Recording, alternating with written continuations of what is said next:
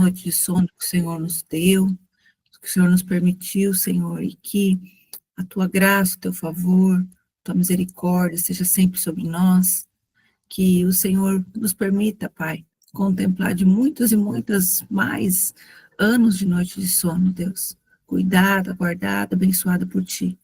Obrigada, Senhor, pelo aconchego da nossa casa, por termos, Senhor, com que nos cobrir, nos aquecer, por termos o alimento, por termos, Senhor, saúde, que a paz do Teu Espírito Santo, Senhor, seja sempre, Pai, essa alegria, Senhor, que sentimos em poder ser, ó Deus, agraciados pela Tua provisão sobre nós, Pai. E agora eu peço, Pai, em nome de Jesus, que o Senhor nos permita, Deus, viver, Pai, mais esse dia para contemplar, Senhor, quem Tu és, quem Tu tens sido, Senhor, em nossas vidas. Obrigada, Senhor, pela oportunidade de aqui juntas ouvirmos, aprendermos de mais uma mulher da Bíblia, Pai. Que o Senhor nos ajude a compreender, que o Senhor nos ajude a alinhar e que o Senhor nos ensine, Senhor, a termos, Deus, ousadia, fé, determinação, assim como aquelas que talvez até aqui já mencionamos. Assim, Senhor, eu oro agora, desde já te agradeço, em nome de Jesus. Amém. Amém. Bom dia mais uma vez, graça e paz de Jesus esteja com você. Hoje nós estamos no 5º dia e nós vamos falar sobre a mulher pecadora, né?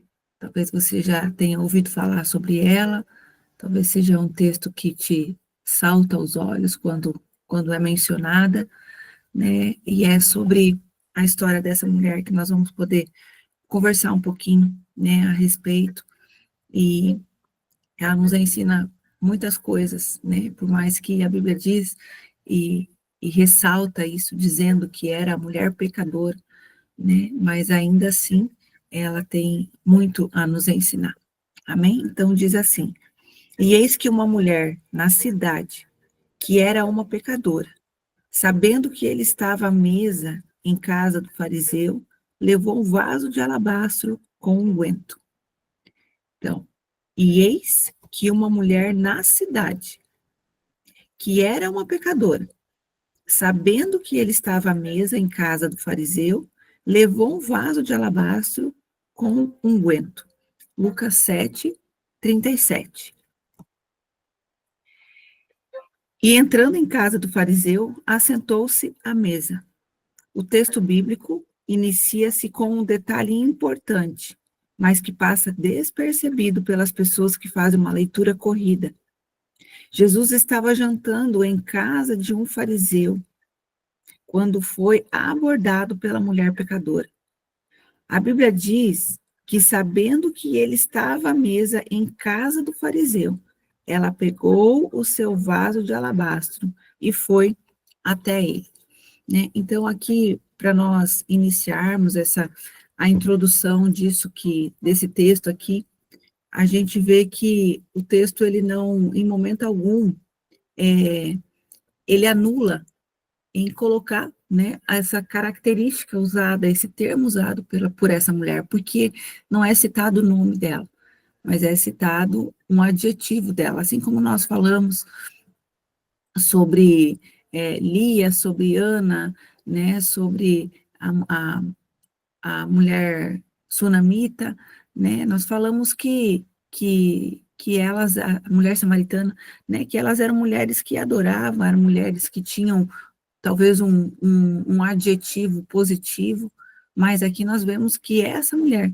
né, o adjetivo imposto sobre ela, a característica da vida dela era que ela era uma mulher pecadora, né? Então diz, eis que uma mulher na cidade, eis que uma mulher na cidade. Então imagina só, né, você associar, você colocar isso, olha, tem uma mulher naquela cidade, né, tem uma mulher naquele bairro, tem uma mulher naquele local de trabalho, tem uma mulher naquela empresa, né, que é uma mulher pecadora, né? Então, esse texto, ele é muito claro, ele inicia dizendo isso. Uma mulher, eis que uma mulher na cidade, que era pecadora, né, que era pecadora, né? Então, Mas, apesar de aqui estar sendo citado, né, as fragilidades dela, os erros dela, o pecado que recaía sobre ela, ainda assim a gente percebe que o Senhor, com a sua infinita misericórdia, alcança o coração dessa mulher, né? Então, por isso que nós temos falado durante esses dias, né, que muitas vezes aquilo que nós temos julgado, aquilo que nós temos olhado e temos dito assim, não, qualquer pessoa, menos essa. Não, esse daqui não tem jeito, não, essa daqui não tem condição. Às vezes é exatamente essa ou esse que o Senhor vê como pecador, que o Senhor vai resgatar, assim como fez na história dessa mulher. E qual a importância desse detalhe? Os fariseus eram considerados homens santos por serem mestres da lei e repudiavam a presença de pessoas pecadoras, pois as consideravam impuras e malditas. Né? Como que hoje vive, como que hoje é a soberba de pessoas que muitas vezes conhecem a fundo apenas a Bíblia? Né? Porque para fazer um julgamento desse, para impor uma lei como essa, são pessoas que conhecem a Bíblia, mas na verdade não vivem a Bíblia. E hoje a gente vê que existem muitos que se dizem, né, mas que têm umas atitudes exatamente assim, né, tem comportamentos assim, tem momentos que expressam, né, as características que estão no seu interior exatamente assim, porque esse texto não esconde dizendo ali que os fariseus eram considerados homens santos, eram considerados homens sábios, eram considerados homens que conheciam da lei, né, mas eles repudiavam a presença, né, de outras pessoas, de pessoas pecadoras, porque eles julgavam que essas pessoas pecadoras, elas eram pessoas impuras, né, eram pessoas que poderiam ali estar com algum tipo de maldição, com alguma característica que recaísse uma maldade sobre eles, né? E às vezes esse sentimento não é expresso, mas às vezes está dentro de nós, ainda, infelizmente, né? Às vezes ainda nós temos gerado qualquer tipo de situação como essa, qualquer tipo de sentimento como esse, né? Impondo a nossa santidade acima daquilo que é chamado misericórdia, né? Humildade. E a atitude de ir até a casa de um fariseu adorar um possível Messias, que não tinha nada a ver com o Messias que os fariseus esperavam. Por isso, eles odiavam a Jesus e o consideravam um blasfemo. É admirável e corajosa, né? Então, olha só, aqui a gente vê que essa mulher, ela foi uma mulher de atitude, né? Porque ela sabia que os fariseus, eles tinham essa repúdia contra pessoas que lá chegavam, que eles não consideravam pessoas puras, né? Mas ela vai até a casa do fariseu, né? Ela chega na casa do fariseu, ela quebra o vaso de alabastro aos pés de Jesus, né? E ela rompe uma barreira que era colocada ali humanamente, né? Ela rompe para viver aquilo que os céus estavam desenhando para ela. E ali, né, os fariseus não criam que Jesus fosse o Messias, porque as características de Jesus, a maneira simples como Jesus se apresentava, a maneira simples como Jesus fazia, descaracterizava aquilo que eles imaginavam ser o Messias, aquele a qual eles esperavam, aquele a qual eles idealizavam, né? Mas aqui a gente percebe que a atitude dessa mulher em ir até a casa do fariseu para adorar um possível Messias, né? Para eles poderia ser um possível Messias, porque eles não criam, mas no coração dessa mulher, ela tinha convicção e certeza, né? Ela sabia que ela havia se ouvido falar, que talvez alguém próximo dela já tinha vivido um milagre feito por Jesus, e o que ela mais queria é viver a experiência dela. E para viver a experiência dela, ela precisou já romper muitas barreiras, né? Precisou ser uma mulher que se impusesse diante da fé, diante da atitude que ela desejava, né? Diante dos desejos que havia sobre o coração dela. Temos, então, uma grande lição a ser analisada aqui. A mulher arriscou muito, simplesmente para estar na presença de Jesus. E esse ato admirável apresenta uma denúncia à atitude da negligência de alguns cristãos no momento de se apresentar diante do mestre, né? Então, aqui a gente vê o quê? Que essa mulher, ela rompeu qualquer tipo de risco, né? Ela não se colocou na condição de algo que pudesse acontecer, né? Do perigo que talvez ela pudesse estar vivendo ali, né? Da experiência negativa que ela pudesse estar experimentando naquele momento, né? Ao contrário disso, a Bíblia diz, não, aqui no livro diz, né, que essa mulher, ela arriscou muito, simplesmente para estar na presença de Jesus. Ela não arriscou pouco, ela arriscou muito. Imagina hoje eu e você, né, quais têm sido os riscos que nós temos cometido ou que nós temos conseguido superar, simplesmente para estar na presença de Jesus, né? Será que isso tem de fato acontecido? Será que realmente nós temos demonstrado isso, né? Um desejo de romper, né, risco, romper barreiras, romper medos, inseguranças, para poder estar na presença de Jesus, porque essa mulher era pecadora, né? Assim como eu e você, mas o reconhecimento das práticas ou do comportamento dela fez com que o medo, a insegurança não fosse maior do que a convicção dela e o desejo dela de mudança de vida, né? O que ela tinha dentro do coração era realmente um desejo de dizer assim, olha, se eu estiver com ele, se eu estiver na presença dele, né, a minha vida será mudada. Talvez isso tenha acontecido contigo. Talvez você já rompeu algumas barreiras, alguns riscos, e hoje você pode ter um relacionamento com Jesus, hoje você pode ter uma intimidade com Ele, você pode ter comunhão com Ele, né? Você pode estar à mesa com Ele, porque esse texto diz que os fariseus, eles estavam à mesa, e quando Jesus chega, quando a mulher pecadora chega, né? Ela chega ali, no momento de intimidade entre Jesus e os fariseus, mas a intimidade imposta por ela, né, foi ainda maior. Não foi uma intimidade religiosa, mas foi uma intimidade, um desejo de presença, verdadeiro, puro, né, e santo, partido do coração dessa mulher. Então, essa mulher foi, sim, uma mulher admirável e uma mulher de muita coragem. Uma mulher admirável e uma mulher de muita coragem. Mas eu diria o contrário, eu acho que primeiro a gente precisa ter coragem para ser admirável. Eu acho que todo aquele que é corajoso é admirável, porque a gente olha e diz, olha que coragem teve, né? Que coragem teve, que atitude que teve, é admirável como aquele homem ou aquela mulher conseguiu romper com isso, conseguiu ter uma atitude para que, né, a vida fosse mudada, conseguiu deixar realmente as coisas de lado para viver algo novo, né? E então, façamos uma breve reflexão.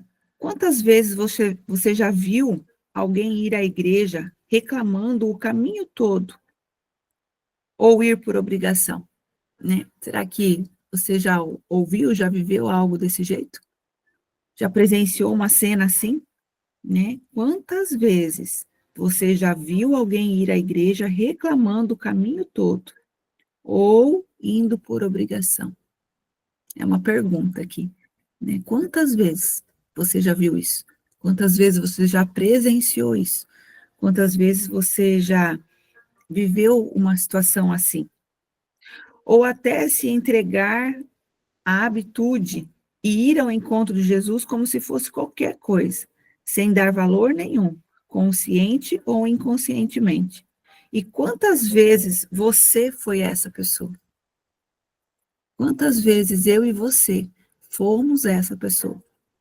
Talvez em algum momento da tua vida, em alguma situação, em alguma circunstância, você saiu da sua casa para ter um encontro com Jesus, né? Para ir talvez à igreja, participar de uma célula, ou algum momento que estava sendo oferecido, e você saiu de casa brigando, saiu de casa xingando, saiu de casa sentindo um peso, em ter que ir, em ter que estar naquele lugar, em ter que fazer determinada coisa, né? Ou indo de qualquer jeito para esse encontro com Jesus. Ah, eu vou ir assim mesmo, vou fazer assim mesmo. É, já é algo tão momentâneo, tão rotineiro, que a gente acaba não valorizando, né, não dando a devida importância, que nós não estamos fazendo de qualquer maneira, quando é feito para Jesus. Nós precisamos sim aprender que quando é para Jesus, nós precisamos fazer o nosso melhor, né, romper as barreiras e oferecer aquilo de melhor que nós temos. Deus é soberano e majestoso. Ele é Senhor e Rei, o Deus Criador e Todo-Poderoso, nosso Pai. Como cristãs, falamos demais e vivemos de menos. Não temos a descendência de tratar a Deus com a reverência e o amor devido, mas temos a ousadia de criticar os fariseus por fazer a mesma coisa que nós fazemos. Olha que forte isso, né? Muitas vezes é o que tem acontecido com nós, né? Nós temos falado demais e vivendo de menos. Falado demais e nas nossas atitudes tem sido muito pouca de acordo com aquilo que nós temos dito, né? E quando isso acontece, existe uma reprovação, né? Nós estamos aqui praticando ou nós estamos criticando os fariseus, quando na verdade esses comportamentos eles são iguais ou até piores do que os fariseus, porque os fariseus eles não criam que Jesus era o Messias, mas eu e você cremos. E através daquilo que nós cremos, as nossas atitudes, os nossos pensamentos, a maneira como nós julgamos precisa ser mudada, precisa ser tratada, né? E aqui, em alguns momentos, a gente tem crido em Jesus, tem caminhado com ele, mas nós temos tido comportamentos de fariseus, né? Falando demais e vivendo de menos. Deus está olhando para nós, esperando o momento em que finalmente vamos perceber que somos apenas mais uma pessoa religiosa que busca Ele por hábito e não por amor. Então, Jesus, ele está nos observando. Jesus, ele está vendo se realmente nós temos buscado por Ele, né, apenas por sermos pessoas religiosas que esperamos algo, uma recompensa, né, que estamos esperando uma resposta, ou se verdadeiramente temos buscado a Jesus por amor. Eu sei que talvez a maneira ou que te trouxe até Jesus foi o desejo de esperar algo que viesse da parte dele. Talvez você está aqui porque o Senhor te respondeu com aquilo que foi a tua petição momentânea, né? Foi aquilo que te despertou para uma caminhada com Jesus. Mas a partir de agora, o que Jesus está dizendo que nós devemos chegar a Ele, buscar Ele, né? Por amor, e não por algo que nós queremos uma recompensa.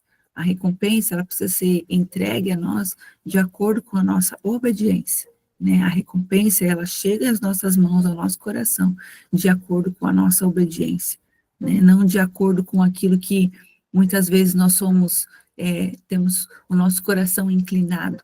Esses dias, eu não sei onde que foi, se foi na célula em Santa Helena, ou aqui em Missal, que nós falávamos exatamente sobre isso, a maneira como temos visto Jesus, né? Muitas vezes nós temos tratado Jesus como Jesus sendo um curandeiro, como Jesus sendo aquele que tem apenas a resposta, né, para nós, e não tratando Jesus como ele é, ou como quem ele é, né, mas usando de Jesus, né, a forma de sermos apenas abençoada naquilo que nós queremos.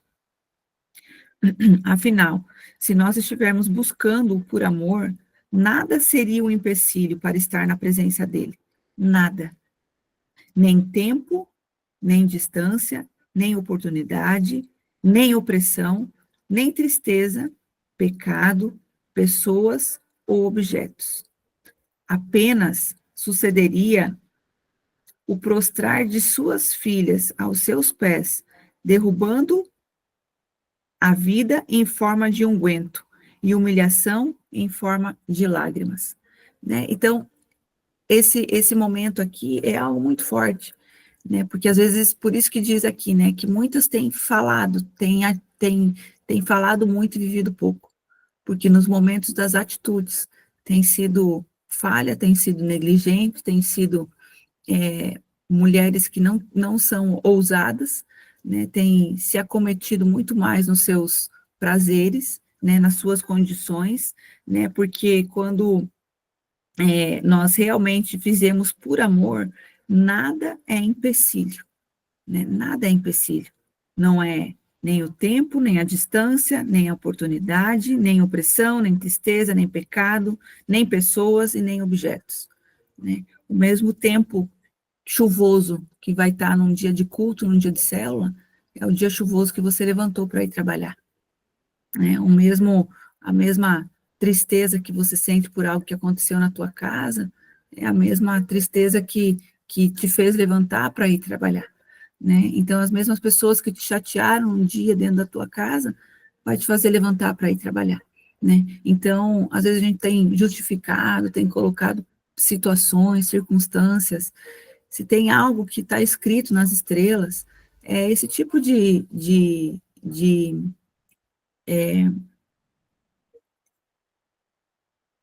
ai, me fugiu a palavra agora, desculpa, né? São esses tipos de desculpas que são colocadas. Ah, eu não fui por causa do tempo. Ah, eu não fui por causa da distância. Ah, eu não fui, né? Porque eu estava triste, porque surgiu pessoas. Ah, eu não fui porque eu não estou bem, né? Então, assim, a desculpa, ela é colocada, ela é imposta por cada um e cada um dará conta. Por isso que nós temos que tomar cuidado, né? Porque é nesses momentos que nós estamos agindo como fariseus. É nesse momento que nós estamos nos deixando levar pela situação momentânea e não por aquilo que Jesus já fez na nossa vida. Então, por amor, nós fizemos qualquer coisa. Às vezes a gente fala assim, nossa, eu faço pelo meu filho, pela minha casa, pela minha família, né? Meu Deus, o que tiver que fazer, eu não me coloco, para mim nada vai ser empecilho, né? Se for para algo para relacionado à minha família, nada vai me parar, nada vai me travar, né? E às vezes a gente tem falado isso também de Jesus, mas no momento de pôr na prática, né? Muitas circunstâncias são aquelas que são levantadas como empecilho para a gente não fazer. E então aqui, né? A nossa maneira, né, de expor o nosso coração, o nosso amor por Jesus, né? É quando nós quebramos, né, o nosso vaso de alabastro. É quando nós ungimos, né, os pés de Jesus com unguento. É quando nós nos humilhamos e nós colocamos as nossas lágrimas diante do Senhor, né? Quais têm sido, né, os empecilhos, quais têm sido as circunstâncias? Tenta trazer à sua memória quantas coisas você já perdeu por ter achado desculpas, por ter colocado peso em pessoas, em coisas, em situações, mas que naquele mesmo dia, talvez você fez coisas que te levou a sacrifícios ainda maiores, ainda mais resistentes, e você fez. Deus merece tudo de nós. Ele não precisa de nossa adoração, do nosso amor e nem nada que nós podemos entregar a Ele, pois Deus é autossuficiente, mas Ele deu o seu próprio Filho por amor a nós. O mínimo que podemos fazer é dar o nosso melhor para Ele. E o nosso melhor não é o dinheiro, não é um ritual místico, não é um culto super elaborado, é simplesmente um tempo de qualidade, demonstrando o quanto o amamos em sinceridade. Com essa conclusão, eu te pergunto: o que tem impedido de você adorar em espírito e em verdade? Né? O que tem te impedido de adorar em espírito e em verdade? Quais são as condições colocadas por você, né, para estar vivendo um tempo de adoração com Jesus, ou uma verdade com Jesus, né, uma transparência com Jesus? Quais têm sido os lugares, né, ou as pessoas que estão à tua volta? Será que elas têm te encorajado ou elas têm te puxado para trás? Porque é muito fácil, né, a gente colocar, né, esses tipos de desculpas e vendo que no dia seguinte a pessoa está fazendo tal coisa, foi em determinado lugar, fez determinada coisa, né, agiu de maneira assim, mas no dia anterior, ali, quando estava a oportunidade, a desculpa foi dada, a desculpa foi feita, né? E não é isso que Jesus espera de nós. O que Jesus espera é sinceridade do nosso coração, né? É a manifestação daquilo que nós temos sido verdadeiramente. Então, hoje, para resumir, né, essa mulher pecadora, ela nos ensina a romper, né, todo e qualquer tipo de barreira quando se deseja ter um encontro com Jesus. Se esse for o teu desejo, não coloque empecilho, né, não coloque condição para estar na presença de Jesus, apenas o adore. Os fariseus vão ficar falando, vão te chamar de louca, os fariseus vão dizer que você não deveria ter feito isso, mas se for o desejo do teu coração, é momento de romper todo e qualquer tipo de barreira, em nome de Jesus. Pai, nós agradecemos a Ti, Senhor, pelo privilégio de aprender com essa mulher, Pai, que foi nomeada, assim, como uma mulher pecadora, assim como eu e cada uma que aqui está. Mas assim como ela, teve a oportunidade de ter um encontro contigo, de ter uma vida transformada, de quebrar, Senhor, todo e qualquer tipo de resistência, todo e qualquer tipo, Senhor, de imposição da religiosidade, para viver, Senhor, uma experiência individual.